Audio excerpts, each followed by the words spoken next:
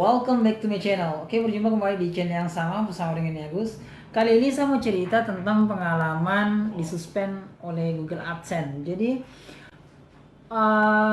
saya mulai ngupload video di YouTube itu pada tahun 2009. Walaupun mungkin orang mengatakan itu adalah video-video yang tidak berkualiti ya.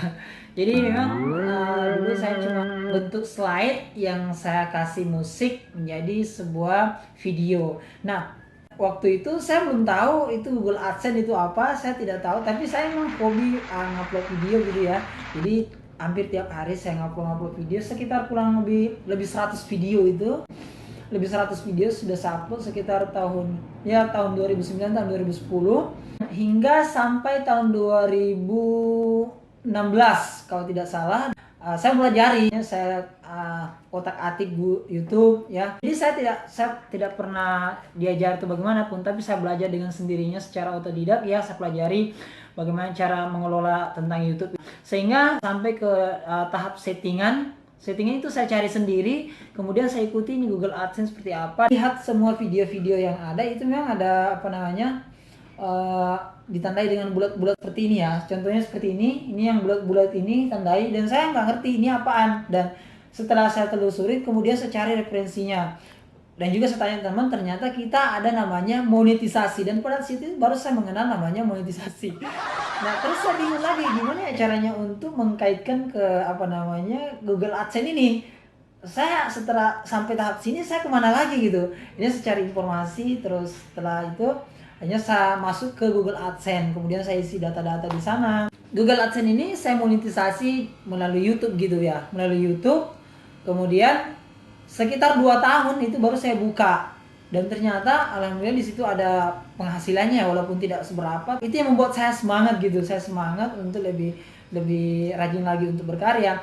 Tapi saya bingung lagi nih gimana ya caranya untuk mencairkan ini. Sementara kalau tidak salah waktu pencairan itu minimal kurang lebih 1 juta ya, 1,3 juta atau berapa itu ya. Akhirnya saya isi form yang di Google AdSense itu, kita kirim ya untuk mendapatkan PIN verifikasi. Nah, setelah datang suratnya ini, saya bingung lagi gimana caranya untuk mengambil dananya. Ini saya masukkan, dan memang pada saat itu belum bisa ditarik kalau misalnya di bawah 700 ribuan ya. Itu dulu. Jadi saya itu tidak memahami Google AdSense sistemnya seperti apa.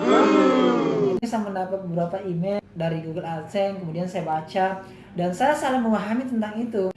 Karena kirain maksud yang dikirimkan emailnya itu adalah, karena kan bahasa saya ini kurang ya teman-teman, bahasa Inggris saya tidak tahu berbahasa Inggris yang baik ya, sehingga saya pahami bahwa video-video Anda yang ada di internet itu melanggar, tidak dapat dimonetisasi. Nah, jadi saya mengambil alternatif, saya cari solusi gimana caranya untuk bisa supaya YouTube saya ini bagus ya, tidak dicap melanggar hak cipta. Akhirnya semua video-video yang ada tulisannya hak cipta ini saya hapus semua. Yang fatalnya itu karena kan yang sudah saya monetisasi, video yang sudah dimonetisasi itu tidak bisa langsung main hapus-hapus saja. Menghapus-hapusnya akhirnya melanggar ya gitu ya. Nah, yang lebih fatalnya teman-teman, setelah saya hapus, saya buka sekitar 1 minggu, kurang lebih 1 minggu itu tidak bisa buka lagi kembali karena pelanggaran. Jadi selain Google AdSense tidak bisa saya buka, kemudian YouTube-nya juga bermasalah. Jadi semua ditanda silang semua ya gitu ya.